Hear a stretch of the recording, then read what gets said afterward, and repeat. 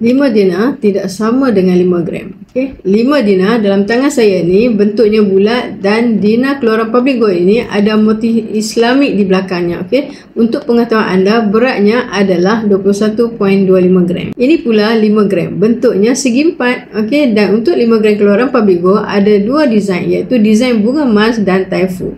Kalau dikira 5 dinar ni 4 kali ganda lebih besar daripada berat 5 gram. Harga 5 dinar pada hari ini adalah sekitar RM13,338. Apa kita boleh buat dengan dinar dan gold bar ni?